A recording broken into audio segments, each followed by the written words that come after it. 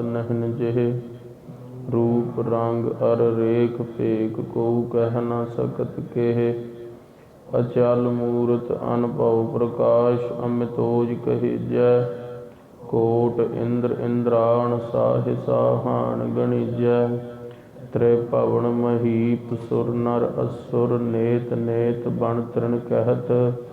त्वै सर्व नाम कथय कवन करम नाम बरनत सुमत।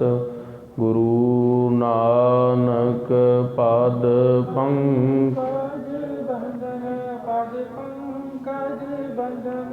सिमरो अंगद दूत गुरु अमरदास।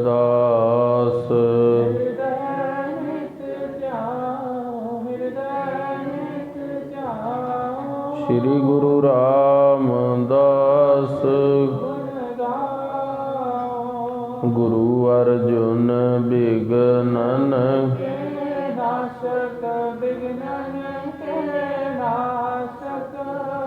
श्री हरगोबिंद शुभ श्री हर राय।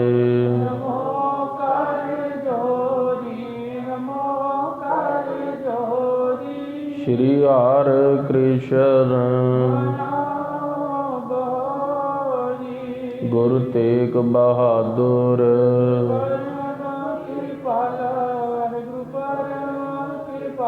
श्री गुरु गोविंद सिंह विसाला तरो तरा तर।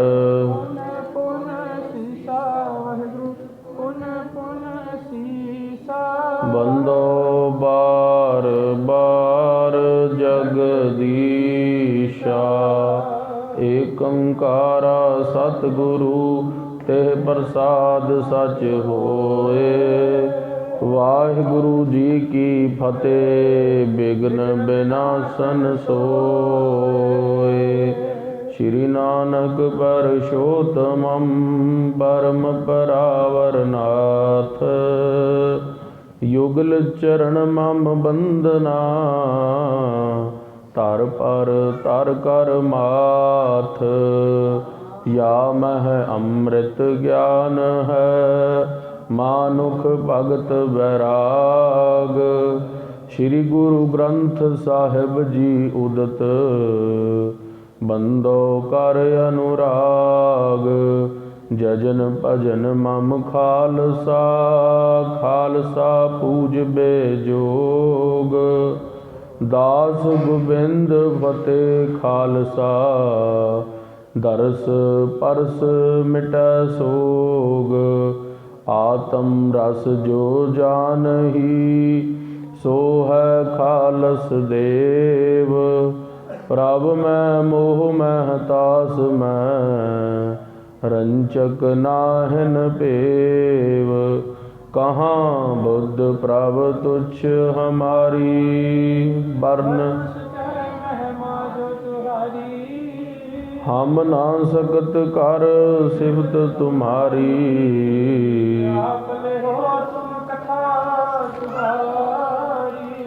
हम ना सकत कर सिफत तुम्हारी। आप लिहो तुम।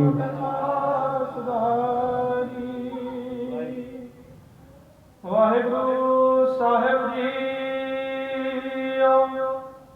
रामकली महला प्राणी नारायण सुध लेहे। छिन छिन औद कटै निसवासर वृथा जात है देह। प्राणी नारायण सुध लेहे। छिन छिन औद कटै निसवासर वृथा जात है देह। तरना को बिखियन सो खोयो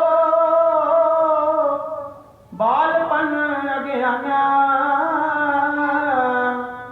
बिरद पयो अजहू नहीं समझ कौन कुमत उर्जाना। मानस जन्म दियो जहे ठाकुर, सोते क्यों बिसरायो। मुक्त होत नर जाके सिमरै, निमख ना ताको गायो। माया को मत कहाँ करत है, संग न काहू जाई। नानक कहत चेत चिंता मन, होए है अंत सहाई। माया को मद कहाँ करत है, संग न काहू जाई। नानक कहत चेत चिंता मन, होए है अंत सहाई। वाहिगुरु जी का खालसा, वाहिगुरु जी की फतेह। धन धन गुरु गरीब निवाज सच्चे पातशाह, अंतरयामी सतगुरु कोट ब्रह्मंडां दे साईं। धन धन हिंद दे राखे श्री गुरु तेग बहादुर साहब महाराज सच्चे पातशाह। धन धन चवर छतर तखत दे मालक, शब्दावतार कलयुग दे जहाज। धन धन जागदी जोत आदि श्री गुरु ग्रंथ साहब महाराज जी दे हजूर जुड़ मिल बैठी गुरु का खास रूप गुरु सवारी गुरु खालसा साध संगत जी। आप जी निता प्रति शामा दे दीवाना दे अंदर रहराज साहब महाराज जी दे पाठां तो उपरंत कीर्तन गुरबाणी दा रस भिन्ना कीर्तन भाई हर्षदीप सिंह जी अते भाई अगमप्रीत सिंह जी पासों सरवण कीता है। आओ हुण कुछ कुछ देर लई इतिहासिक विचारां गुरु की किरपा दे नाल कर लईए। मन चित बिरतियां एकाग्र करके रसना की पवित्रता दे लई हिरदे की शुद्धि दे लई आखना करिए सतनाम सतनाम। आप समूह संगत ने कल दे प्रसंग दे अंदर सरवण कीता। कश्मीरी पंडितां ने आके भोलेनाथ भगवान दा दिता सद्दा अमरनाथ तो लिया के गुरु तेग बहादुर साहब के चरणों च रखिया। महाराज साडे धर्म की राखी नहीं हो सकती, पर सानू भोलेनाथ ने ते साडी मन की शरधा ने तुहाडे वल प्रेरित करके आनंदपुर साहब लैके आंदा है। महाराज किरपा करो साडे धर्म की रख्या करो। नौवें पातशाह धन गुरु तेग बहादुर साहब महाराज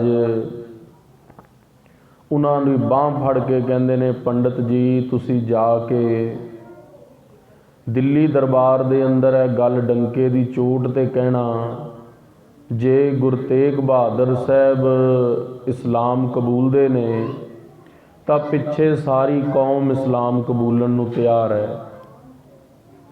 इस गल की मोहर विद्वाना ने 10वें पातशाह के बचनों नाल भी दसी है, वो भी इतिहास च बचन आउंदे ने। अज अगे विचारां सरवण करिए। जदों किरपा राम पंडित अते उन्हां दे नाल संगी ब्राह्मण कट्ठे हो के दिल्ली दरबार दे अंदर पहुँचते ने, एक पासे शेर अफगन खान का डर है, दूजे पासे बादशाह औरंगजेब मुतसवी बहुत है। डरदे डरदे नौवें पातशाह महाराज का लिखिया पटा लैके दिल्ली दरबार दे अंदर पहुँचे ने। जदों दिल्ली दरबार दे अंदर गुरु तेग बहादुर साहब महाराज की लिखत लैके पहुँचते ने ते औरंगजेब कहता है भरे दरबार दे अंदर कहता है गुरु तेग बहादुर साहब महाराज ने जो लिख के भेजा है वो पढ़ के सुनाओ।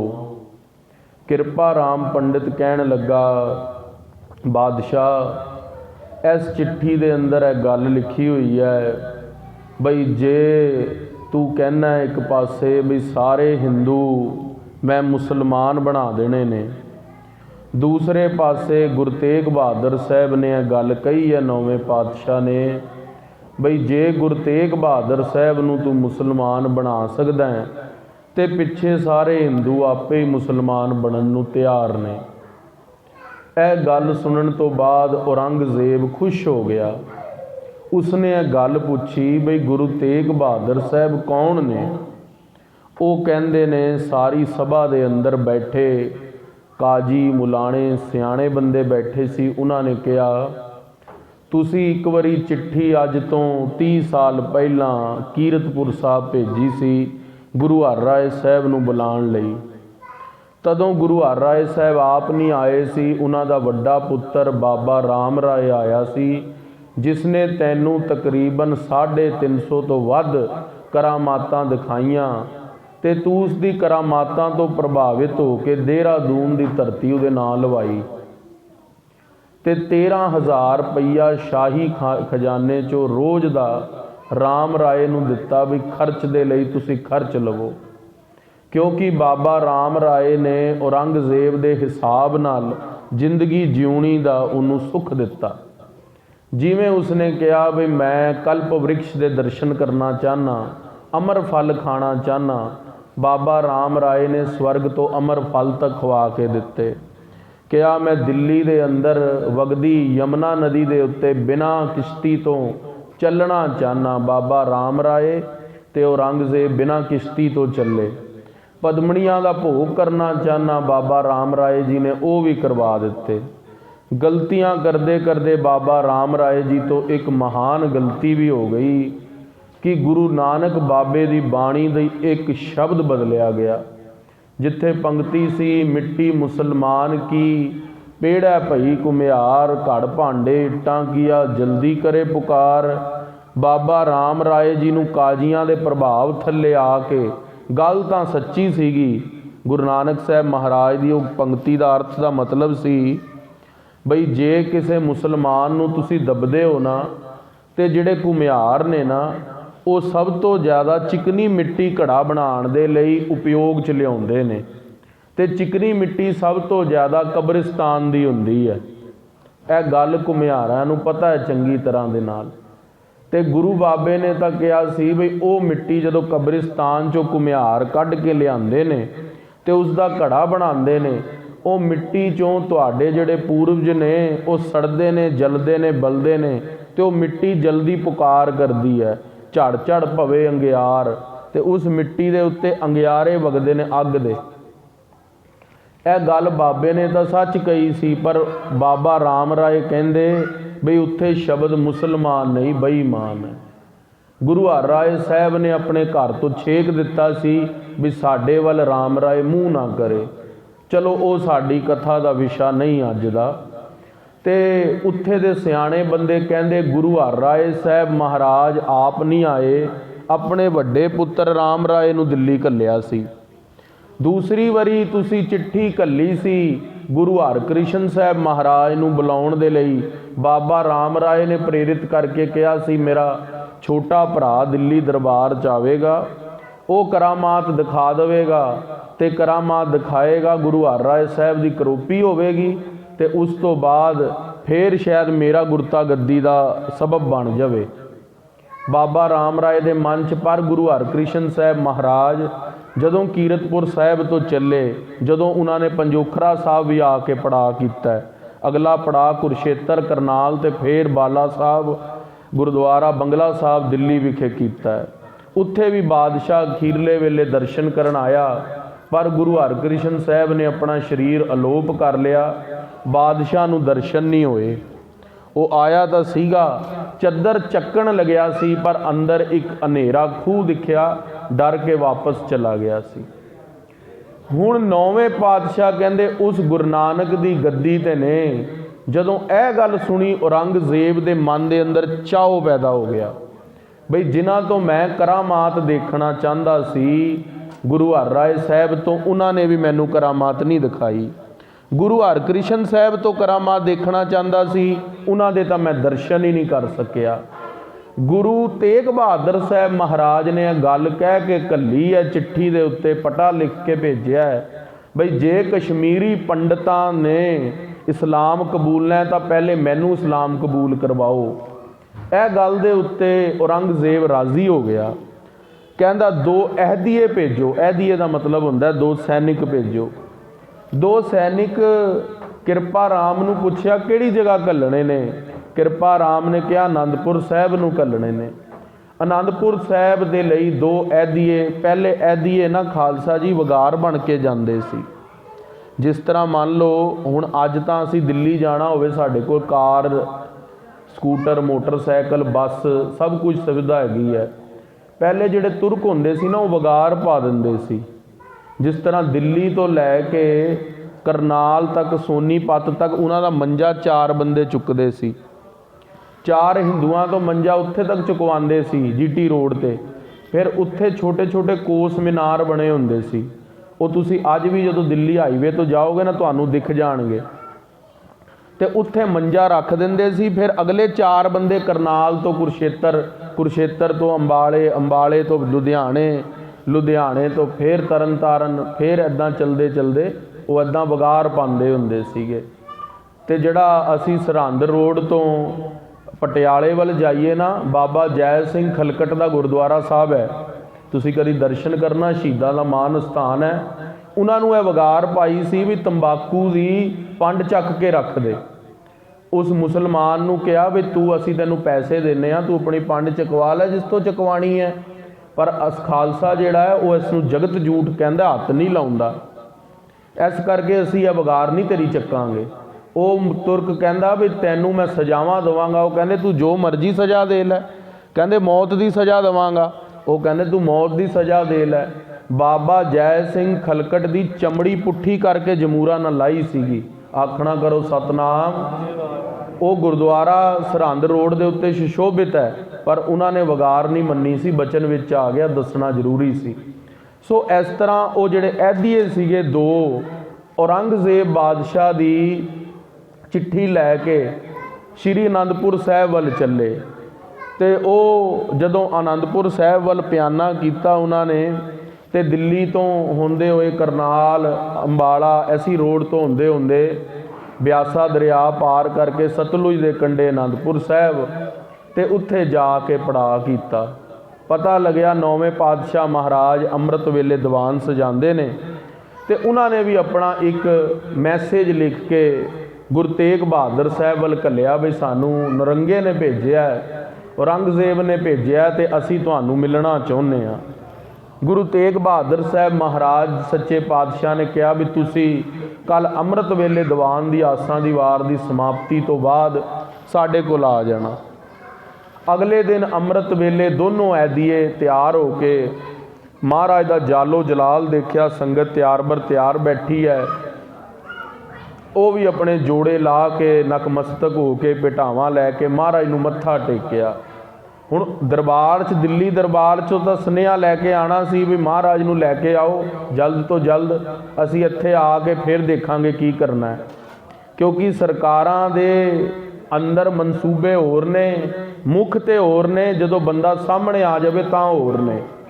उही गल होई, उन्हां दा मनसूबा बदल गया। महाराज दे तप देख के चेहरे दा कहंदे महाराज तुहाडे दर्शन करन आए सी, औरंगजेब बादशाह तुहाडे दर्शनां दा प्यासा है, तुसी किरपा करो महाराज आनंदपुर साहब तो चल के दिल्ली आके दर्शन दो।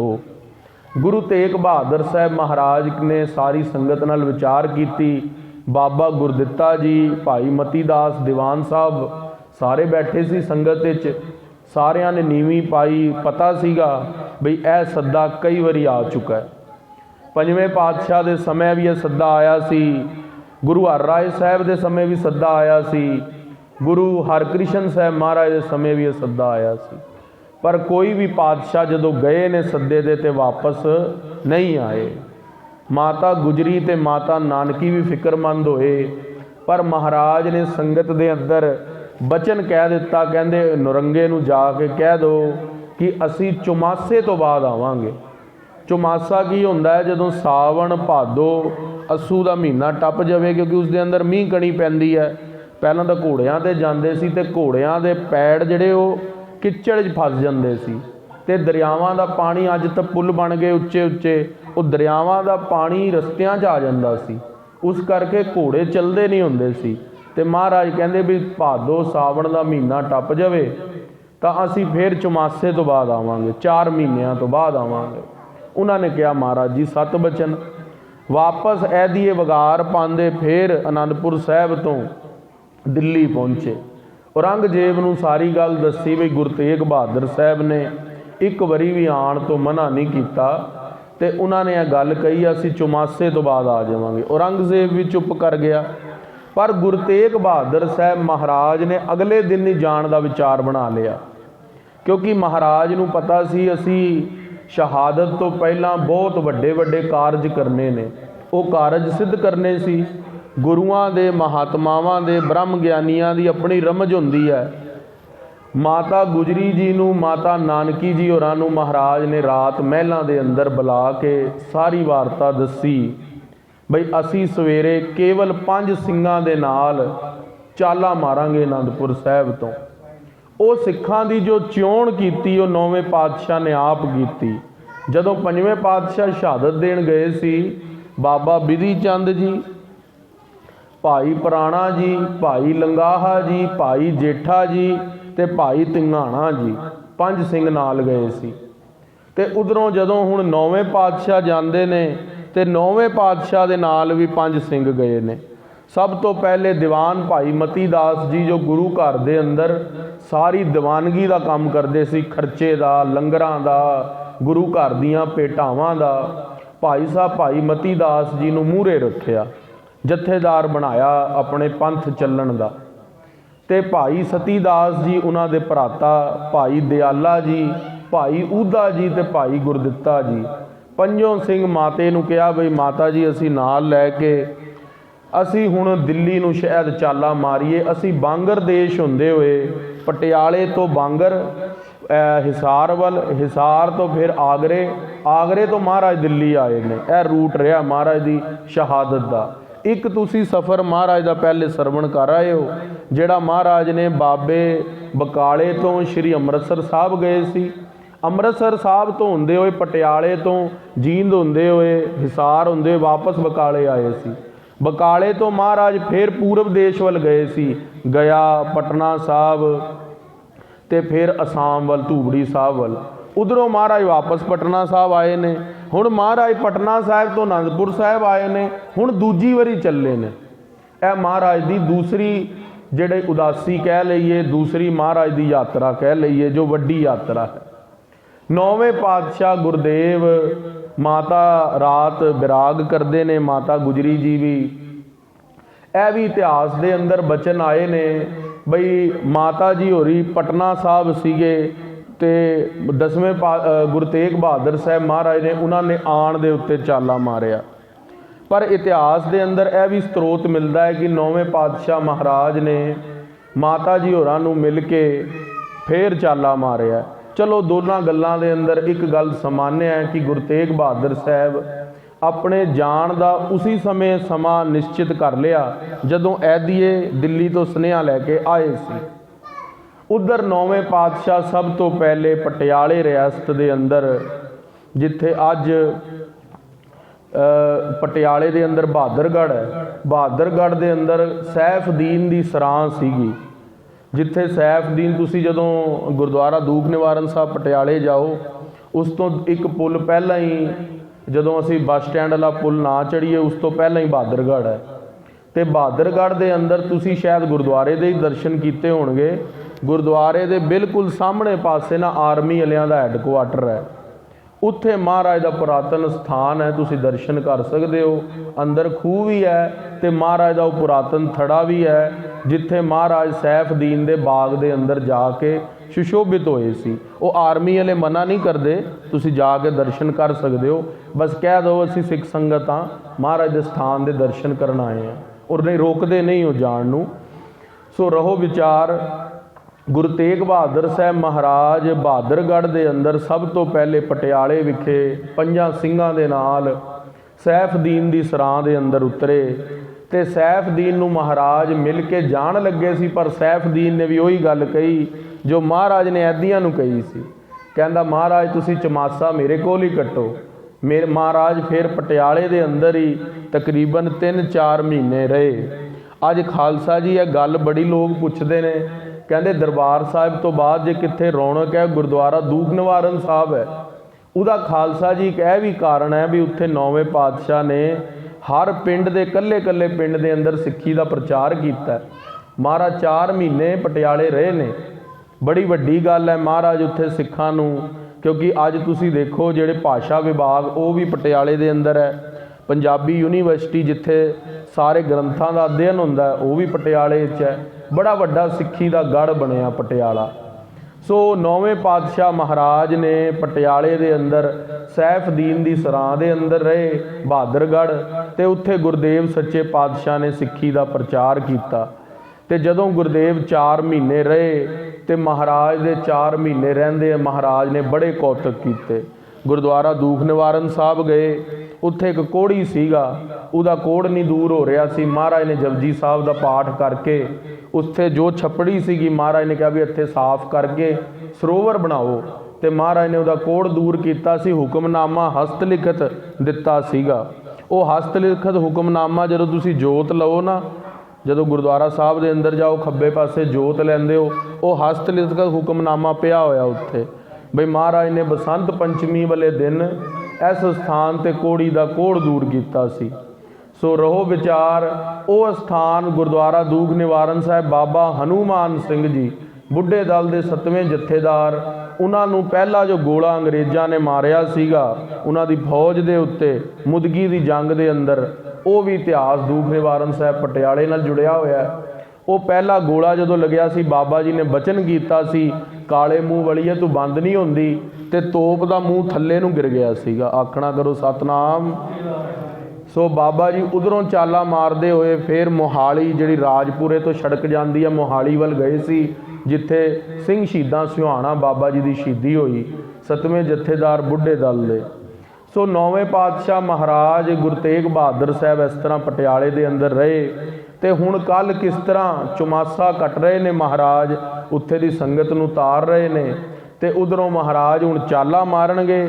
ਤੇ ਦੂਸਰੇ ਪਾਸੇ ਔਰੰਗਜ਼ੇਬ ਨੂੰ ਫਿਕਰ ਪੈ ਗਿਆ ਬਈ ਗੁਰਦੇਵ ਨੇ ਕਿਹਾ ਸੀ ਚੁਮਾਸੇ ਤੋਂ ਬਾਅਦ ਆ ਜਾਣਗੇ, 4 ਮਹੀਨੇ ਪੂਰੇ ਹੋਣ ਨੂੰ ਹੋ ਗਏ ਨੇ, ਹਜੇ 4 ਮਹੀਨੇ ਪੂਰੇ ਨਹੀਂ ਹੋਏ ਸੀ, ਸਾਵਣ ਤੇ ਭਾਦੋ ਹੋਇਆ ਸੀ ਪੂਰਾ।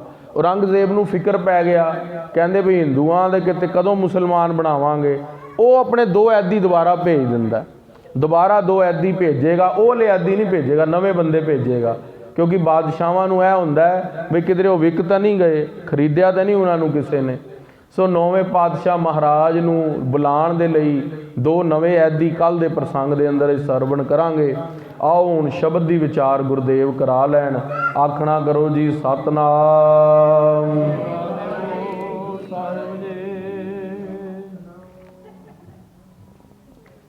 ਰਾਮ ਕਰੇ ਮਹਲਾ ਪ੍ਰਾਨੀ ਨਾਰਾਇਣ ਸੁਧ ਲੇਹ। ਵਾਹਿਗੁਰੂ ਜੀ ਕਾ ਖਾਲਸਾ, ਵਾਹਿਗੁਰੂ ਜੀ ਕੀ ਫਤਿਹ।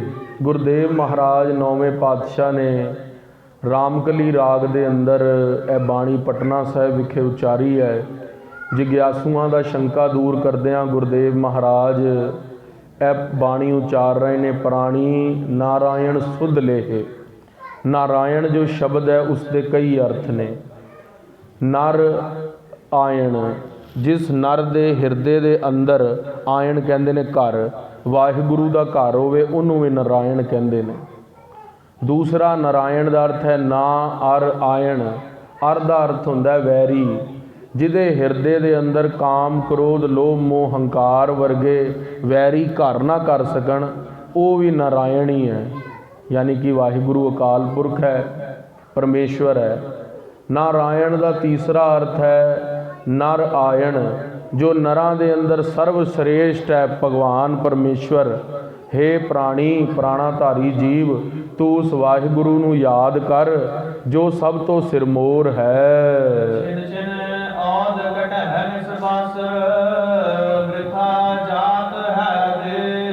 ਮਹਾਰਾਜ ਕਹਿੰਦੇ ਛਿਨ ਛਿਨ ਤੇਰੀ ਉਮਰ ਘਟ ਰਹੀ ਹੈ, ਛਿਨ ਛਿਨ ਔਦ ਘਟ ਰਹੀ ਹੈ ਤੇਰੀ ਉਮਰ, ਤੇ ਤੂੰ ਨਿਸ ਬਾਸੁਰ ਦਿਨ ਰਾਤ ਉਮਰ ਘਟ ਰਹੀ ਹੈ। ਬਿਰਥਾ ਜਾਤ ਹੈ ਦੇਹ, ਤੂੰ ਦੇਹ ਤੋਂ ਕੋਈ ਵੀ ਕੰਮ ਚੰਗਾ ਨਹੀਂ ਕਰ ਰਿਹਾ। ਦੇਹ ਤੋਂ ਭਜਨ ਲੈਣਾ ਸੀਗਾ, ਦੇਹ ਤੋਂ ਸੇਵਾ ਕਰਨੀ ਸੀ ਬਜ਼ੁਰਗਾਂ ਦੀ, ਪਰ ਤੂੰ ਆਪਣੀ ਦੇਹ ਤੋਂ ਕੋਈ ਵੀ ਕਾਜ ਵਧੀਆ ਨਹੀਂ ਕਰ ਰਿਹਾ।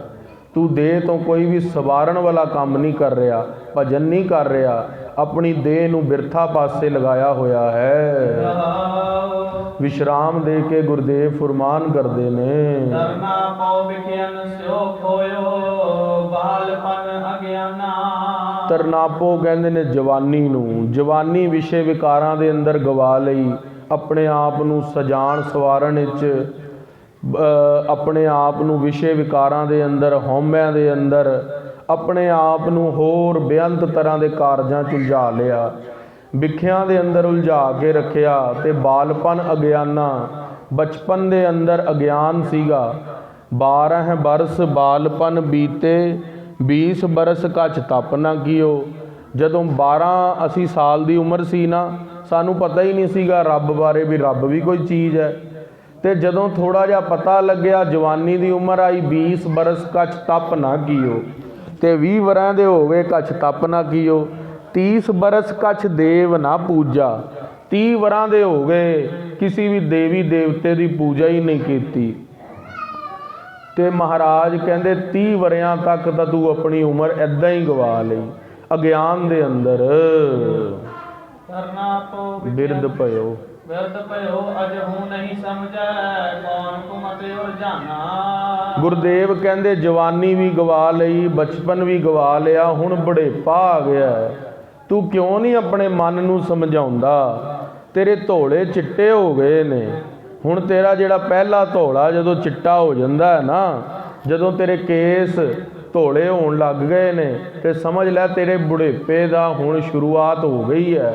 ਤੇ ਗੁਰਦੇਵ ਕਹਿੰਦੇ ਤੂੰ ਰੰਗ ਲਾ ਕੇ ਉਹਨੂੰ ਛਪਾਉਣਾ, ਪਰ ਬਿਰਧ ਭਇਓ ਅਜਹੂ ਨਹੀਂ ਸਮਝੈ, ਤੂੰ ਸਮਝਦਾ ਨਹੀਂ। ਕੌਣ ਕੁਮਤ ਉਰਝਾਨਾ, ਕਿਹੜੀ ਕੁਮਤ ਦੇ ਅੰਦਰ, ਭੈੜੀ ਮੱਤ ਦੇ ਅੰਦਰ ਉਰਝਿਆ ਪਿਆ ਹੈ। ਮਾਨਸ ਜਨਮ ਦਿਓ ਜਿਹ ਠਾਕੁਰ, ਸੋ ਤੈ ਕਿਉ ਬਿਸਰਾਇਓ। ਜਿਹੜੇ ਵਾਹਿਗੁਰੂ ਨੇ ਤੈਨੂੰ ਮਾਨੁੱਖਾ ਦੇਹੀ ਦਿੱਤੀ ਹੈ, ਤੂੰ ਉਸ ਮਾਨੁੱਖਾ ਦੇਹੀ ਦੇ ਅੰਦਰ ਵਾਹਿਗੁਰੂ ਦਾ ਭਜਨ ਕਿਉਂ ਨਹੀਂ ਕਰਦਾ? ਵਾਹਿਗੁਰੂ ਵਾਹਿਗੁਰੂ ਵਾਹਿਗੁਰੂ ਵਾਹਿਗੁਰੂ ਦਾ ਨਾਮ ਕਿਉਂ ਨਹੀਂ ਜਪਦਾ? ਉਸ ਵਾਹਿਗੁਰੂ ਨੂੰ ਕਿਉਂ ਵਿਸਾਰੀ ਬੈਠਾ ਹੈ? ਮੁਕਤ ਹੋਤ ਨਰ ਜਾਕੈ ਸਿਮਰੈ, ਨਿਮਖ ਨਾ ਤਾ ਕਉ ਗਾਇਓ। ਜਿਸ ਵਾਹਿਗੁਰੂ ਨੂੰ ਸਿਮਰਦਿਆਂ ਤੂੰ ਮੁਕਤ ਹੋਣਾ ਸੀ, ਜਿਸ ਵਾਹਿਗੁਰੂ ਦਾ ਭਜਨ ਕਰਦਿਆਂ ਤੇਰੀ ਜਮਾਂ ਦੀ ਫਾਹੀ ਕੱਟਣੀ ਸੀ, ਉਹ ਵਾਹਿਗੁਰੂ ਨੂੰ ਤੂੰ ਨਿਮਖ ਦੇ ਲਈ ਵੀ ਹਿਰਦੇ ਦੇ ਵਿੱਚ ਵਸਾਇਆ ਨਹੀਂ। ਮਾਇਆ ਕੋ ਮਦ ਕਹਾ ਕਰਤ ਹੈ, ਸੰਗ ਨਾ ਕਾਹੂ ਜਾਈ। ਤੂੰ ਮਾਇਆ ਦਾ ਸੰਗ ਕਰਦਾ ਹੈ, ਉਸ ਮਾਇਆ ਨੇ ਤੇਰੇ ਨਾਲ ਨਹੀਂ ਜਾਣਾ। ਮਾਇਆ ਦੇ ਨਸ਼ੇ ਦੇ ਅੰਦਰ ਹੰਕਾਰ ਕਰਦਾ ਹੈ, ਆਪਣੇ ਗੁਣਾਂ ਦਾ ਹੰਕਾਰ ਕਰਦਾ ਹੈ, ਆਪਣੇ ਜੋਬਨ ਦਾ ਹੰਕਾਰ ਕਰਦਾ ਹੈ, ਆਪਣੇ ਧਨ ਦਾ ਹੰਕਾਰ ਕਰਦਾ ਹੈ। ਜਿਹੜੀ ਜੜ ਸੰਪत्ति ਹੈ, ਘਰ ਬਣਿਆ ਮਿੱਟੀ ਦਾ, ਇੱਟਾਂ ਦਾ, ਉਹਦਾ ਹੀ ਹੰਕਾਰ ਕਰਦਾ ਹੈ। ਗੁਰਦੇਵ ਮਹਾਰਾਜ ਕਹਿੰਦੇ ਮਾਇਆ ਦੇ ਨਸ਼ੇ ਦੇ ਅੰਦਰ ਕਹਾਂ ਕਰਤ ਹੈ, ਸੰਗ ਨ ਕਾਹੂ ਜਾਈ। ਕੁਝ ਵੀ ਤੇਰੇ ਨਾਲ ਨਹੀਂ ਜਾਣਾ। ਨਾਨਕ ਕਹਿਤ ਚੇਤ ਚਿੰਤਾ ਮਨ, ਹੋਏ ਹੈ ਅੰਤ ਸਹਾਈ। ਨੌਵੇਂ ਗੁਰੂ ਨਾਨਕ ਦੇਵ ਮਹਾਰਾਜ ਫੁਰਮਾਨ ਕਰਦੇ ਨੇ, ਗੁਰੂ ਤੇਗ ਬਹਾਦਰ ਸੱਚੇ ਪਾਤਸ਼ਾਹ, ਉਹ ਵਾਹਿਗੁਰੂ ਚਿੰਤਾ ਮਣੀ, ਜਿਹੜਾ ਚਿੰਤਾਵਾਂ ਨੂੰ ਦੂਰ ਕਰਨ ਵਾਲਾ ਹੈ, ਸਾਰੀ ਚਿੰਤਾਵਾਂ ਫਿਕਰਾਂ ਤੋਂ ਤੈਨੂੰ ਮੁਕਤ ਕਰਨ ਵਾਲਾ ਹੈ, ਤੂੰ ਉਸ ਵਾਹਿਗੁਰੂ ਨੂੰ ਚੇਤੇ ਕਰ। ਸਿਮਰੋ ਸਿਮਰ ਸਿਮਰ ਸੁਖ ਪਾਵੋ। ਉਹ ਵਾਹਿਗੁਰੂ ਦਾ ਸਿਮਰਨ ਕਰ, ਮਿਲੇਗਾ ਕਿ ਕਲ ਕਲੇਸ਼ ਤਨ ਮਾਹੇ ਮਿਟਾਵੋ।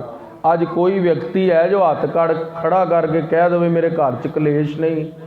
ਹਰ ਦੇ ਘਰ 'ਚ ਕਲੇਸ਼ ਹੈ, ਕਿਸੇ ਦੇ ਪ੍ਰਗਟ ਹੈ, ਕਿਸੇ ਦੇ ਛੁਪਿਆ ਹੋਇਆ ਹੈ। ਮਹਾਰਾਜ ਕਹਿੰਦੇ ਉਹ ਦੂਰ ਹੋ ਸਕਦਾ ਹੈ। ਤੂੰ ਵਾਹਿਗੁਰੂ ਦਾ ਸਿਮਰਨ ਕਰ।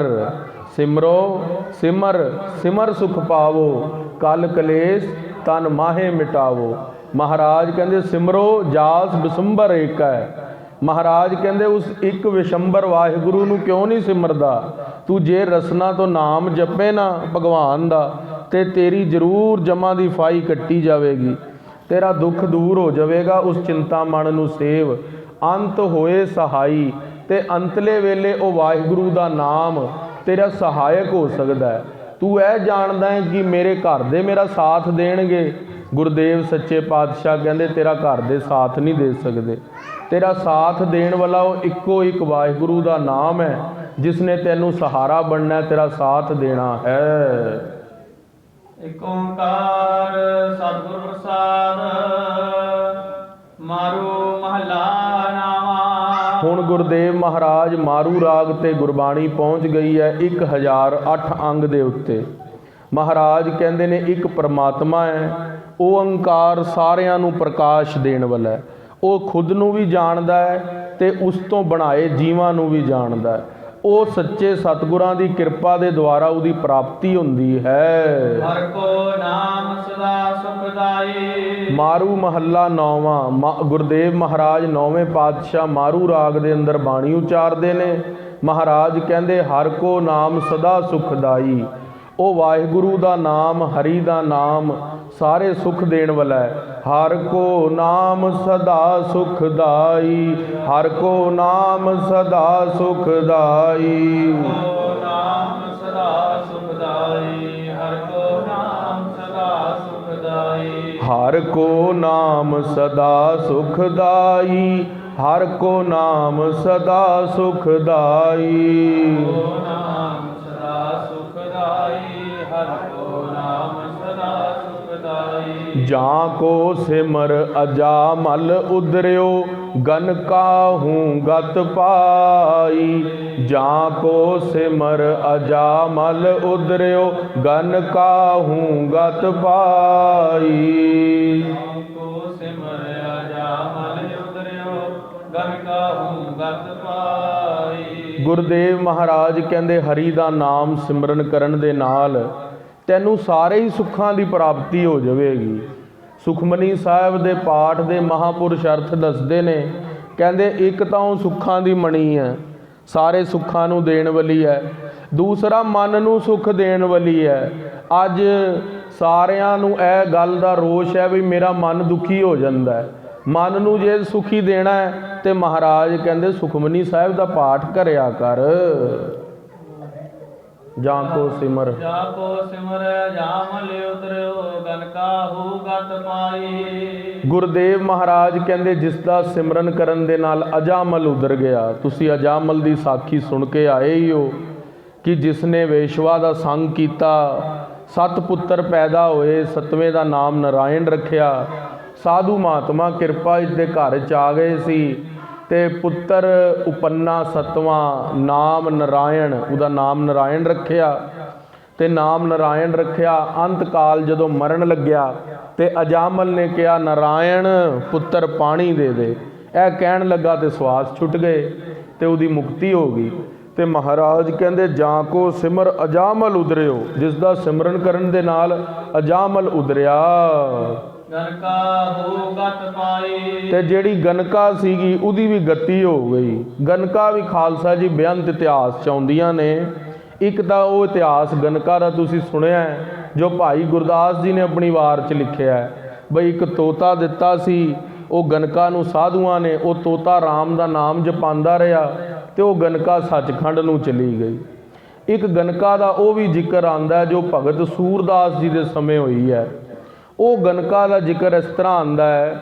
ਇੱਕ ਬਿਲੰਗ ਤਪ ਨਾਮ ਦੇ ਰਿਸ਼ੀ ਸੀਗੇ, ਸਾਧੂ ਸੀਗੇ, ਉਹ ਤਪ ਕਰਦੇ ਸੀ। ਪਰ ਜਿੱਥੇ ਗਨਕਾ ਦਾ ਘਰ ਸੀਗਾ ਉਸ ਦੇ ਘਰ ਦੇ ਮੂਹਰੋਂ ਨਿਕਲਦੇ ਸੀਗੇ, ਵੇਸ਼ਵਾ ਦੇ ਘਰ ਦੇ ਮੂਹਰੋਂ। ਤੇ ਉਹਨਾਂ ਨੇ ਇੱਕ ਦਿਨ ਬੜਾ ਬੱਦਲ ਘਿਰ ਕੇ ਆਇਆ, ਹਨੇਰੀ ਰਾਤ ਹੋ ਗਈ। ਉਹਨਾਂ ਨੇ ਕਿਹਾ ਅੱਜ ਕੋਈ ਵੀ ਲੱਗਦਾ ਸ਼ਿਵਾਲਿਆ ਵਿਖੇ ਨਹੀਂ ਆਵੇਗਾ, ਮੰਦਿਰ ਵਿਖੇ ਅੱਜ ਕੋਈ ਨਹੀਂ ਆਵੇਗਾ। ਉਹਨਾਂ ਦੇ ਮਨ ਦੇ ਅੰਦਰ ਕਾਮ ਦੀ ਤਰੰਗ ਹੋਈ ਤੇ ਉਹਨਾਂ ਨੇ ਨਦੀ ਪਾਰ ਸੋਚਿਆ ਘਰ ਤੇ ਜਾ ਕੇ ਤੇ ਮੈਂ ਵੇਸ਼ਵਾ ਦਾ ਸੰਗ ਕਰ ਲੈਣਾ।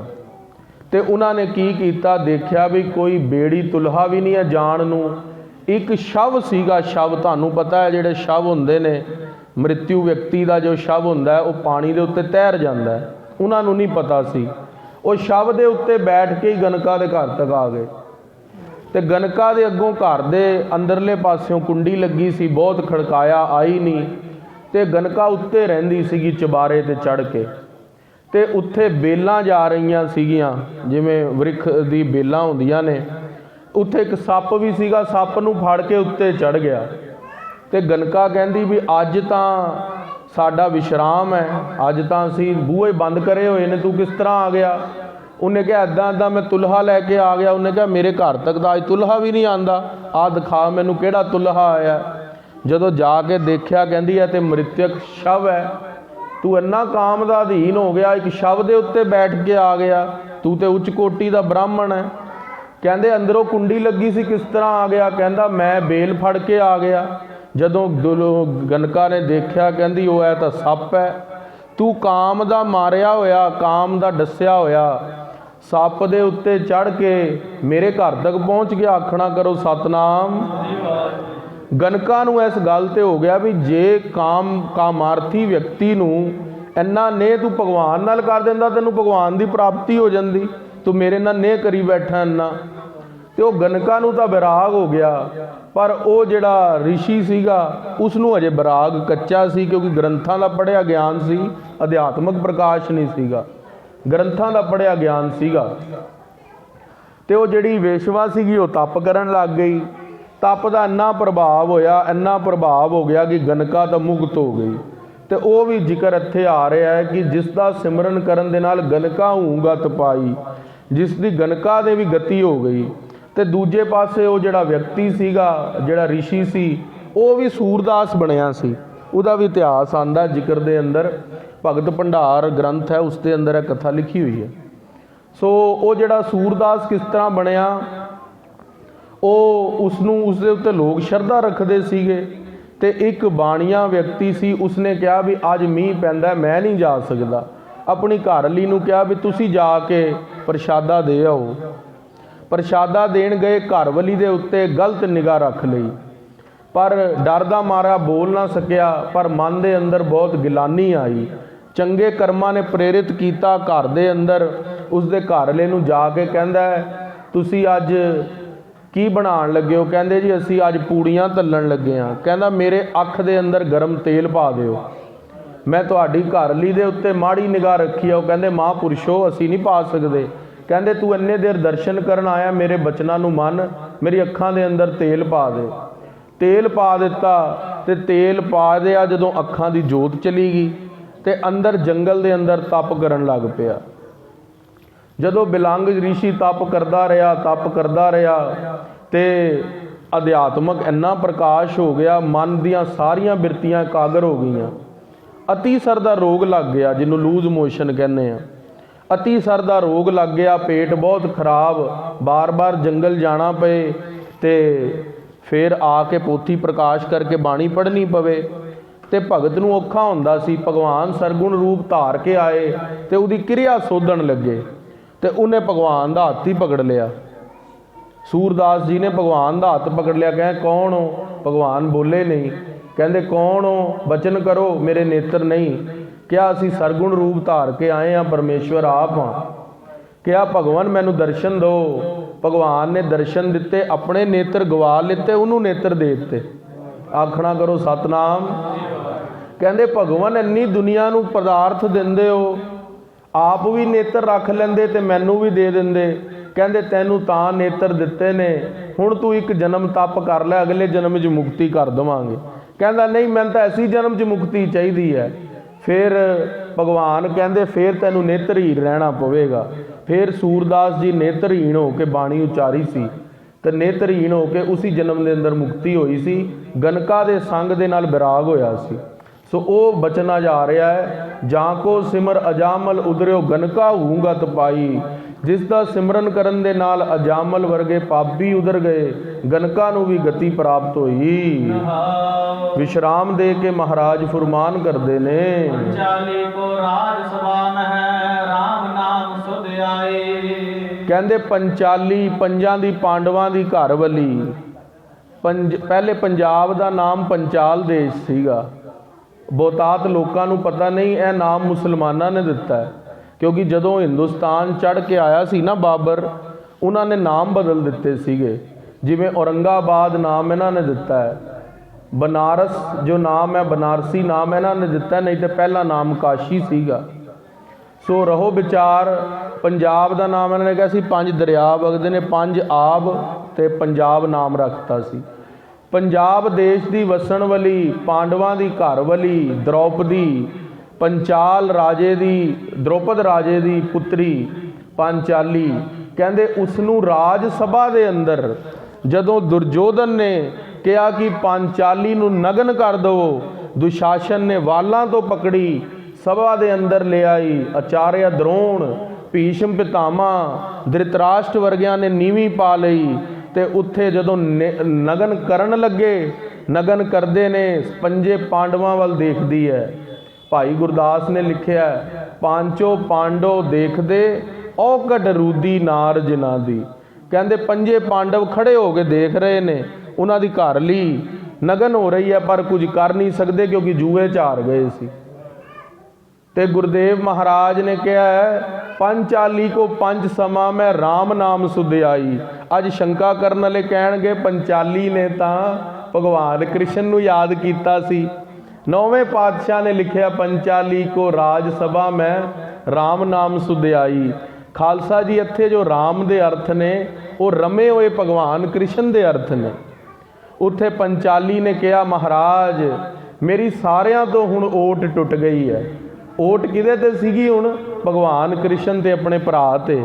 ਨੇਤਰ ਬੰਦ ਕਰਕੇ ਦੋਨੋਂ ਹੱਥ ਉੱਪਰ ਕਰਕੇ ਬੋਲੀ, ਹਾਂ ਹਾਂ ਕ੍ਰਿਸ਼ਨ ਕਰੈ ਬਿਲ ਲਾਂਦੀ। ਕਹਿੰਦੀ ਭਗਵਾਨ ਕ੍ਰਿਸ਼ਨ ਮੇਰੀ ਰੱਖਿਆ ਕਰੋ। ਫਿਰ ਸੂਰਸਾਰ ਇੱਕ ਗ੍ਰੰਥ ਹੈ, ਉਹਦੇ ਅੰਦਰ ਬੜੀ ਸੋਹਣੀ ਪੰਕਤੀ ਹੈ, ਕਹਿੰਦੇ ਸਾਰੀ ਹੂ ਕੀ ਨਾਰੀ ਹੈ ਕਿ ਨਾਰੀ ਹੂ ਕੀ ਸਾੜੀ ਹੈ। ਭਗਵਾਨ ਕ੍ਰਿਸ਼ਨ ਨੇ ਇੰਨੀਆਂ ਸਾੜੀਆਂ ਉਸਾਰ ਦਿੱਤੀਆਂ ਕਿ ਪਤਾ ਹੀ ਨਹੀਂ ਲੱਗ ਰਿਹਾ ਕਿ ਨਾਰੀ ਹੈ ਕਿ ਸਾੜੀ ਹੈ। ਇੰਨਾ ਕੱਪੜ ਕੋਟ ਉਸਾਰੀਅਨ ਥੱਕੇ ਦੂਤ ਨਾ ਪਾਰ ਵਸਾਂਦੀ। ਕਰੋੜਾਂ ਹੀ ਕੱਪੜੇ ਉਹਦੇ ਉੱਤੇ ਨੰਗੇਜ ਢੱਕ ਦਿੱਤਾ, ਪਰ ਦੁਸ਼ਾਸਨ ਥੱਕ ਗਿਆ, ਪੰਚਾਲੀ ਦਾ ਨਗਨ ਨਾ ਕਰ ਸਕਿਆ। ਸੋ ਮਹਾਰਾਜ ਕਹਿੰਦੇ ਪੰਚਾਲੀ ਨੂੰ ਰਾਜ ਸਭਾ ਦੇ ਅੰਦਰ ਰਾਮ ਦੇ ਨਾਮ ਦੀ ਸੁਧ ਆਈ।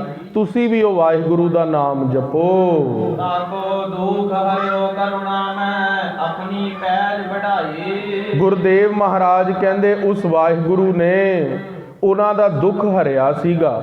ਗਨਕਾ ਨੂੰ ਵੈਸ਼ਵਾ ਗਾਮੀ ਹੋ ਗਈ ਸੀਗੀ ਤੇ ਪਰਾਏ ਪੁਰਸ਼ਾਂ ਦਾ ਸੰਗ ਕਰਦੀ ਸੀ, ਦੁੱਖ ਹਰ ਲਿਆ। ਜਿਹੜਾ ਅਜਾਮਲ ਸੀਗਾ ਉਹ ਥੱਕ ਗਿਆ ਸੀਗਾ, ਭੋਗ ਕਰ ਕਰਕੇ ਉਹਦਾ ਉਧਾਰ ਕੀਤਾ। ਪੰਚਾਲੀ ਦਾ ਨੰਗੇਜ ਢੱਕਿਆ ਤੇ ਗੁਰਦੇਵ ਮਹਾਰਾਜ ਨੇ, ਵਾਹਿਗੁਰੂ ਅਕਾਲ ਪੁਰਖ ਨੇ ਉਹਨਾਂ ਦਾ ਦੁੱਖ ਦੂਰ ਕਰਕੇ ਆਪਣੇ ਨਾਮ ਦੀ ਪੈਜ ਨੂੰ ਵਡਿਆਈ ਦਿੱਤੀ। ਕਿਉਂਕਿ ਭਗਤ ਜਨਾਂ ਦੇ ਅੰਦਰ ਨਾਮ ਦੀ ਵਡਿਆਈ ਜੋ ਪ੍ਰਾਪਤ ਹੁੰਦੀ ਹੈ ਭਗਤ ਜਨਾਂ ਦੇ ਹਿਰਦੇ ਦੇ ਅੰਦਰ, ਉਹ ਤਾਂ ਹੀ ਸਾਨੂੰ ਸਾਰਿਆਂ ਨੂੰ ਬਲ ਮਿਲਦਾ ਨਾ। ਬਈ ਜੇ ਦ੍ਰੋਪਦੀ ਦੀ ਮਹਾਰਾਜ ਰੱਖਿਆ ਕਰ ਸਕਦੇ ਨੇ, ਅਜਾਮਲ ਪਾਪੀ ਦੀ ਰੱਖਿਆ ਕਰ ਸਕਦੇ ਨੇ, ਤਾਂ ਮੇਰੀ ਕਿਉਂ ਨਹੀਂ ਕਰ ਸਕਦੇ? ਮੈਂ ਵੀ ਤਾਂ ਨਾਮ ਧਰੀਕ ਸਿੱਖ ਹਾਂ ਗੁਰੂ ਦਾ, ਮੇਰੀ ਵੀ ਰੱਖਿਆ ਹੋਵੇਗੀ। ਤੇ ਮਹਾਰਾਜ ਨੇ ਆਪਣੇ ਨਾਮ ਦੀ ਪੈਜ ਵਢਾਈ। ਜੇ ਨਰ ਜਸ ਕਿਰਪਾ ਨਿਤ ਗਾਇਓ ਤਾਕੋ ਭਇਓ ਸਹਾਈ। ਜਿਨ੍ਹਾਂ ਜਿਨ੍ਹਾਂ ਨੇ ਵਾਹਿਗੁਰੂ ਵਾਹਿਗੁਰੂ ਵਾਹਿਗੁਰੂ ਵਾਹਿਗੁਰੂ ਦੇ ਨਾਮ ਦੀ ਓਟ ਲਈ ਹੈ, ਜਿਨ੍ਹਾਂ ਨੇ ਵੀ ਨਾਮ ਜਪਿਆ ਉਹਨਾਂ ਨੂੰ ਮਹਾਰਾਜ ਭਇਓ ਸਹਾਈ, ਉਹਨਾਂ ਦੀ ਸਹਾਇਤਾ ਕਰਦੇ ਨੇ। ਕਹੋ ਨਾਨਕ ਮੈਂ ਇਹੀ ਭਰੋਸਾ ਕਹੀ ਆਨ ਸਰਨਾਈ। 9ਵੇਂ ਗੁਰੂ ਨਾਨਕ ਮਹਾਰਾਜ ਕਹਿੰਦੇ ਸਾਨੂੰ ਐਸੇ ਗੱਲ ਦਾ ਭਰੋਸਾ ਹੈ ਪਰਮੇਸ਼ਵਰ ਤੁਹਾਡੇ ਨਾਮ ਦਾ। ਜੇ ਤੁਸੀਂ ਸਾਰਿਆਂ ਨੂੰ ਤਾਰ ਸਕਦੇ ਹੋ ਜਿਹੜੇ ਪਾਪੀ ਨੇ, ਤੇ ਮੈਂ ਵੀ ਤਾਂ ਉਹੀ ਨਾਮ ਜਪਦਾ, ਮੈਂ ਕੋਈ ਹੋਰ ਨਾਮ ਥੋੜੀ ਜਪਦਾ। ਜਿਨ੍ਹਾਂ ਨੇ ਮਰਾ ਮਰਾ ਬੋਲਿਆ ਭਗਵਾਨ ਨੇ ਤਾਂ ਉਹਨਾਂ ਨੂੰ ਤਾਰ ਦਿੱਤਾ। ਅੰਦਰ ਦੀ ਸ਼ਰਧਾ ਦੇਖੀ, ਮਰਾ ਮਰਾ ਬੋਲਦੇ ਬੋਲਦੇ ਰਾਮ ਰਾਮ ਹੋ ਗਿਆ, ਉਹਨਾਂ ਨੂੰ ਤਾਰ ਦਿੱਤਾ। ਫਿਰ ਤਾਂ ਅਸੀਂ ਤਾਂ ਫਿਰ ਮਹਾਰਾਜ ਤੁਹਾਡੇ ਹਜ਼ੂਰ ਬਹਿ ਕੇ ਸੰਗਤ ਵਿੱਚ ਕਹਿ ਰਹੇ ਹਾਂ ਸਤਨਾਮ ਸ਼੍ਰੀ। ਸਾਨੂੰ ਕਿਉਂ ਨਹੀਂ ਮਹਾਰਾਜ ਤਾਰੋਗੇ? ਅਸੀਂ ਵੀ ਤਾਂ ਸੰਗਤ 'ਚ ਬੈਠ ਕੇ ਜਪ ਰਹੇ ਹਾਂ। ਸਾਨੂੰ ਇਹ ਭਰੋਸਾ ਹੈ ਕਿ ਅਸੀਂ ਤੁਹਾਡੀ ਸ਼ਰਨ 'ਚ ਹਾਂ, ਸਾਨੂੰ ਤੁਸੀਂ ਤਾਰੋਗੇ। ਮਾਰੋ ਮਹੱਲਾ ਨਾਵਾ। 9ਵੇਂ ਪਾਤਸ਼ਾਹ ਅਗਲਾ ਸ਼ਬਦ ਪਟਨਾ ਸਾਹਿਬ ਉਚਾਰਦੇ ਨੇ। ਅਬ ਮੈਂ ਕਹਾਂ ਤਰੌਰੀ ਮਾਈ। ਹੇ ਮਹਾਰਾਜ, ਸੇ ਗੁਰਦੇਵ ਹੋਈ, ਗੁਰਦੇਵ ਰੂਪ ਮਾਤਾ, ਮਹਾਰਾਜ ਇੱਥੇ ਮਾਈ ਨੂੰ ਗੁਰਦੇਵ ਕਹਿ ਕੇ ਸੰਬੋਧਿਤ ਕਰਦੇ ਨੇ। ਮਹਾਰਾਜ ਕਹਿੰਦੇ ਹੇ ਮੇਰੇ ਮਾਤਾ ਪਿਤਾ ਗੁਰਦੇਵ, ਹੁਣ ਮੈਂ ਕੀ ਕਰਾਂ। ਸਗਲ ਜਨਮ ਵਿਖਿਆਨ ਸਿਓ ਖੋਇਆ, ਸਿਮਰਿਓ ਨਾਹੇ ਕਨਿਆਏ। ਮਹਾਰਾਜ ਕਹਿੰਦੇ ਮੇਰਾ ਸਾਰਾ ਹੀ ਜਨਮ ਜਗਿਆਸੂ ਦੇ ਮੁਖੋਂ ਬਚਨ ਜੋ ਉਚਰਦੇ ਨੇ ਉਹ ਗੁਰਦੇਵ ਬਾਣੀ ਰੂਪ ਵਿੱਚ ਉਚਾਰਦੇ ਨੇ। ਮਹਾਰਾਜ ਕਹਿੰਦੇ ਸਾਡਾ ਜਿਹੜਾ ਸਾਰਾ ਹੀ ਜਨਮ ਹੈ ਨਾ ਉਹ ਵਿਸ਼ੇ ਵਿਕਾਰਾਂ ਦੇ ਅੰਦਰ ਗਲਤਾਨ ਹੋ ਰਿਹਾ, ਝੂਠ ਬੋਲ ਕੇ, ਨਿੰਦਾ ਕਰਕੇ, ਪਰਾਇਆ ਰੂਪ ਦੇਖ ਕੇ। ਸਗਲ ਜਨਮ ਵਿਖਿਆਨ ਸਿਓ ਖੋਇਆ, ਸਿਮਰਿਓ ਨਾਹੇ ਕਨਾਈ। ਸਰਵ ਸ੍ਰੇਸ਼ਟ ਨਾਮ ਨੂੰ ਮੈਂ ਕਦੇ ਸਿਮਰਦਾ ਹੀ ਨਹੀਂ, ਜਿਹੜਾ ਮੇਰੀ ਬੁੱਧੀ ਨੂੰ ਪ੍ਰਕਾਸ਼ ਕਰਨ ਵਾਲਾ ਹੈ, ਮੇਰੇ ਮਨ ਨੂੰ ਇਕਾਗਰ ਕਰਨ ਵਾਲਾ ਹੈ, ਮੈਨੂੰ ਅਰਥ ਧਰਮ ਕਾਮ ਤੇ ਮੋਕਸ਼ ਦੇਣ ਵਾਲਾ ਹੈ, ਉਹ ਨਾਮ ਨੂੰ ਮੈਂ ਜਪਦਾ ਨਹੀਂ। ਵਿਸ਼ਰਾਮ ਦੇ ਕੇ ਗੁਰਦੇਵ ਫਰਮਾਨ ਕਰਦੇ ਨੇ,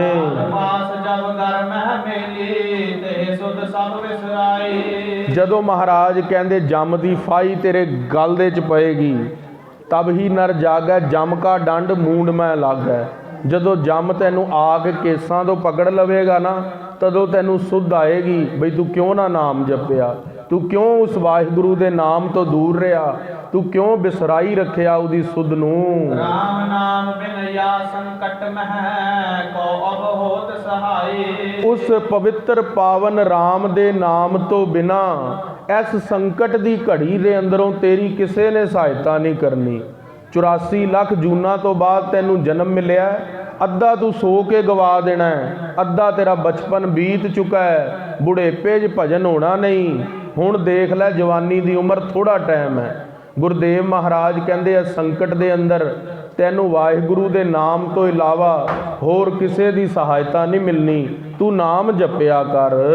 ਜੋ ਸੰਪਤ ਆਪਣੀ ਕਰ ਮਾਨੀ, ਛਿਨ ਮਹਿ ਭਈ ਪਰਾਏ। ਜਿਹੜੀ ਤੂੰ ਸੰਪਦਾ ਹਸਤੀ, ਘੋੜੇ, ਹਾਥੀ, ਮੰਦਰ, ਗੱਡੀਆਂ, ਕਾਰਾਂ ਸਮਝਦਾ ਨਾ ਕਿ ਤੇਰੇ ਨੇ, ਮਹਾਰਾਜ ਕਹਿੰਦੇ ਇੱਕ ਛਿਨ ਲੱਗਣਾ ਜਦੋਂ ਤੇਰੇ ਸਵਾਸ ਨਿਕਲਨੇ ਨੇ, ਉਹ ਸਭ ਕੁਝ ਪਰਾਇਆ ਹੋ ਜਾਣਾ ਹੈ। ਕਹੋ ਨਾਨਕ ਇਹ ਸੋਚ ਰਹੀ ਮਨ, ਹਰ ਜਸ ਕਬ ਹੋ ਨਾ ਗਾਏ। ਗੁਰਦੇਵ ਮਹਾਰਾਜ ਕਹਿੰਦੇ ਅਸੀਂ ਆਪਣੇ ਮਨ ਦੇ ਅੰਦਰ ਇਹ ਗੱਲ ਸੋਚ ਰਹੇ ਹਾਂ ਕਿ ਅਸੀਂ ਹਰੀ ਦਾ ਜਸ ਨਹੀਂ ਕਰਦੇ।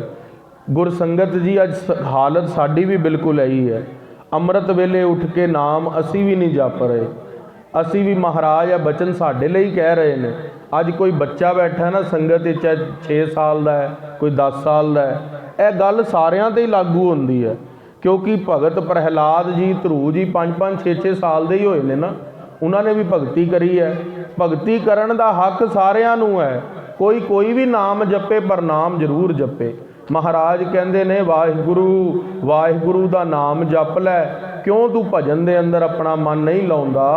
ਮਾਰੂ ਮਹਲਾ ਨਾਵਾ, ਮਾਰੂ ਰਾਗ ਦਾ ਪਟਨਾ ਸਾਹਿਬ ਮਹਾਰਾਜ ਅਖੀਲਾ ਸ਼ਬਦ ਉਚਾਰਨ ਕਰਦੇ ਨੇ, ਮਾਈ ਮੈਂ ਮਨ ਕੋ ਮਾਨ ਨਾ ਤਿਆਗਿਓ। ਹੇ ਮੇਰੇ ਗੁਰਦੇਵ, ਮਾਤਾ ਪਿਤਾ ਸਰੂਪ ਧੰਨ ਗੁਰੂ ਨਾਨਕ ਦੇਵ ਮਹਾਰਾਜ, ਧੰਨ ਗੁਰੂ ਹਰਕ੍ਰਿਸ਼ਨ ਸਾਹਿਬ ਸੱਚੇ ਪਾਤਸ਼ਾਹ, ਮੈਂ ਆਪਣੇ ਮਨ ਦਾ ਹੰਕਾਰ ਨਹੀਂ ਛੱਡਦਾ। ਮਾਇਆ ਕੇ ਮਦ ਜਨਮ ਸਿਰਾਇਓ, ਰਾਮ ਭਜਨ ਨਹੀਂ ਲਾਗਿਓ। ਮੈਂ ਮਾਇਆ ਦੇ ਪਿੱਛੇ ਲੱਗ ਕੇ ਆਪਣਾ ਜਨਮ ਬਿਰਥਾ ਸਿਰਾਇਓ ਬਤੀਤ ਕਰ ਰਿਹਾ ਤੇ ਵਾਹਿਗੁਰੂ ਦਾ ਭਜਨ ਨਹੀਂ ਕਰਦਾ। ਵਿਸ਼ਰਾਮ ਦੇ ਕੇ ਫਰਮਾਨ ਕਰਦੇ ਨੇ, ਜਮ ਕੋ ਡੰਡ ਭਰਿਓ ਸਿਰ ਉਪਰ, ਤਬ ਸੋਵਤ ਤੈ ਜਾਗਿਓ। ਜਮ ਦਾ ਡੰਡ ਜਦੋਂ ਤੇਰੇ ਸਿਰ ਦੇ ਉੱਤੇ ਆ ਕੇ ਲੱਗੇਗਾ ਨਾ, ਤਦੋਂ ਤੂੰ ਸੁੱਤਾ ਜਾਗੇਗਾ। ਕਹਾਂ ਹੋਤ ਅਬ ਕਹਿ ਪਛਤਾਏ, ਛੂਟਤ ਨਾਹਿਨ ਭਾਗਿਓ। ਗੁਰਦੇਵ ਮਹਾਰਾਜ ਕਹਿੰਦੇ ਤੂੰ ਕਿੱਥੇ ਭੱਜਣਾ ਚਾਹੁੰਦਾ ਹੈ, ਨਹੀਂ ਭੱਜ ਸਕੇਗਾ ਉਸ ਜਮ ਦੀ ਮਾਰ ਤੋਂ। ਕਹਾਂ ਹੋਤ ਅਬ ਕਹਿ ਪਛਤਾਏ, ਤੇ ਪਛਤਾਉਂਦਿਆਂ ਵੀ ਫੇਰ ਉਮਰ ਨਿਕਲ ਜਾਵੇਗੀ। ਤੂੰ ਕਿੱਥੇ ਤੱਕ ਭੱਜੇਗਾ ਜਮ ਦੀ ਮਾਰ ਤੋਂ, ਉਸ ਤੋਂ ਭਲਾ ਹੈ ਕਿ ਤੂੰ ਹੁਣੇ ਹੀ ਭਜਨ ਕਰ ਲੈ। ਇਹ ਚਿੰਤਾ ਉਪਜੀ ਘਟ ਮਹਿ, ਜਬ ਗੁਰ ਚਰਨਨ ਅਨੁਰਾਗਿਓ। ਜਦੋਂ ਗੁਰੂ ਦੇ ਸੰਗਤ ਦੇ ਅੰਦਰ ਬੈਠ ਕੇ ਗੱਲ ਸਮਝ ਆਈ ਨਾ ਕਿ ਭਜਨ ਜ਼ਰੂਰੀ ਹੈ ਰਾਮ ਦਾ, ਤੇ ਮਹਾਰਾਜ ਤੁਸੀਂ ਕਿਰਪਾ ਕੀਤੀ ਹੈ, ਹੁਣ ਮੈਂ ਤੁਹਾਡੇ ਵੱਲ ਜੁੜਿਆ। ਇਹ ਚਿੰਤਾ ਉਪਜੀ ਘਟ ਮੈਂ, ਮੇਰੇ ਹਿਰਦੇ ਦੇ ਅੰਦਰ ਹੁਣ ਕੁਝ ਤਰੰਗਾਂ ਪੈਦਾ ਹੋਈਆਂ ਵੀ ਭਜਨ ਜ਼ਰੂਰੀ ਹੈ। ਗੁਰ ਚਰਨਨ ਅਨੁਰਾਗੀ, ਅਨੁਰਾਗੀ ਦਾ ਅਰਥ ਹੁੰਦਾ ਪ੍ਰੀਤ ਪੈਦਾ ਹੋਣੀ, ਪ੍ਰੇਮ ਪੈਦਾ ਹੋਣਾ। ਮੈਨੂੰ ਹੁਣ ਤੁਹਾਡੇ ਚਰਨਾਂ ਦੀ ਪ੍ਰੀਤ ਸ਼ੁਰੂ ਹੋਈ ਹੈ। ਸਫਲ ਜਨਮ ਨਾਨਕ ਤਬ ਹੁਆ, ਜੋ ਪ੍ਰਭ ਜਸ ਮਹਿ ਪਾਗਿਓ। ਉਸ ਵਿਅਕਤੀ ਦਾ ਜਨਮ ਨੌਵੇਂ ਪਾਤਸ਼ਾਹ ਕਹਿੰਦੇ ਸਫਲ ਹੈ ਜੋ ਵਾਹਿਗੁਰੂ ਦਾ ਜਸ ਕਰਦਾ ਹੈ, ਭਗਵਾਨ ਦਾ ਜਸ ਗਾਉਂਦਾ ਹੈ, ਧਰਤੀ ਦੇ ਉੱਤੇ ਰਹਿ ਕੇ ਚੰਗੇ ਕੰਮ ਕਰਦਾ ਹੈ, ਲੋਕਾਂ ਦਾ ਭਲਾ ਕਰਦਾ ਹੈ, ਨਿੰਦਾ ਚੁਗਲੀ ਦਾ ਪਰਹੇਜ਼ ਕਰਦਾ ਹੈ, ਧਰਮ ਦੇ ਰਸਤੇ ਤੇ ਚੱਲਦਾ ਹੈ, ਵਾਹਿਗੁਰੂ ਵਾਹਿਗੁਰੂ ਵਾਹਿਗੁਰੂ ਵਾਹਿਗੁਰੂ ਦਾ ਸਿਮਰਨ ਕਰਦਾ ਹੈ। ਗੁਰਦੇਵ ਮਹਾਰਾਜ ਕਹਿੰਦੇ ਉਹਦਾ ਜਨਮ ਸਫਲ ਹੈ। ਸੋ ਅੰਨੇ ਕੋ ਬਚਨ ਪ੍ਰਵਾਨ ਕਰਨੇ। ਸਮਾਂ ਵਧੀਕ ਤਾਂ ਲੱਗ ਗਿਆ ਕਿਉਂਕਿ ਸਥਾਨ ਦੇ ਉੱਤੇ ਗੁਰੂ ਨਾਨਕ ਸਾਹਿਬ ਦੇ ਗੁਰਪੁਰਬ ਦੇ ਉੱਤੇ 2 ਦਿਨ ਫਿਰ ਕਥਾ ਨਹੀਂ ਹੋ ਪਾਏਗੀ, ਉਸ ਕਰਕੇ ਇੱਕ ਸ਼ਬਦ ਵੱਧ ਕਰ ਦਿੱਤਾ ਸੀਗਾ। ਸਮਾਂ ਵਧੀਕ ਦੀ ਮਾਫੀ ਚਾਹੁੰਦੇ ਹਾਂ। ਅਤੇ ਬੱਚਿਆਂ ਦੇ ਲਈ ਕਵਿਤਾ ਲਿਖ ਲਈ ਹੈ ਜਿਨ੍ਹਾਂ ਨੇ ਬੋਲਣੀ ਹੈ। ਸਾਰੇ ਹੀ ਜਿੰਨੇ ਬੱਚੇ ਦਰਬਾਰ 'ਚ ਨੇ, ਛੋਟੇ ਜਿਹੜੇ ਨਹੀਂ ਵੀ ਬੋਲ ਸਕਦੇ ਉਹ ਵੀ ਖੜੇ ਜ਼ਰੂਰ ਹੋਣਗੇ। ਕਥਾ ਲੰਗਰ ਦੇ ਸਮੇਂ ਦੇ ਉੱਤੇ ਉਹ ਦਰਬਾਰ 'ਚ ਆ ਜਾਣਗੇ, ਉਹਨਾਂ ਨੂੰ ਤਿਆਰੀ ਕਰਾ ਦਿੱਤੀ ਜਾਵੇਗੀ। ਅਤੇ 19 ਤਰੀਕ ਨੂੰ ਭੋਗ ਵਾਲੇ ਦਿਨ ਸਵੇਰ ਦੇ ਦੀਵਾਨਾਂ ਦੀ ਸਮਾਪਤੀ ਹੋਵੇਗੀ। 10 ਤੋਂ 11 ਭਾਈ ਜਗਤਾਰ ਸਿੰਘ ਜੀ ਹਜੂਰੀ ਰਾਗੀ ਸ੍ਰੀ ਦਰਬਾਰ ਸਾਹਿਬ ਅੰਮ੍ਰਿਤਸਰ ਸਾਹਿਬ ਵਾਲੇ ਆਉਣਗੇ ਅਤੇ 11 ਤੋਂ 12 ਗਿਆਨੀ ਇੰਦਰਜੀਤ ਸਿੰਘ ਜੀ ਰਕਬੇ ਵਾਲੇ ਮਹਾਂਪੁਰਸ਼ ਉਹਨਾਂ ਨੇ ਆ ਕੇ ਦੀਵਾਨਾਂ ਦੀ ਸਮਾਪਤੀ ਕਰਨੀ ਹੈ 19 ਤਰੀਕ ਨੂੰ।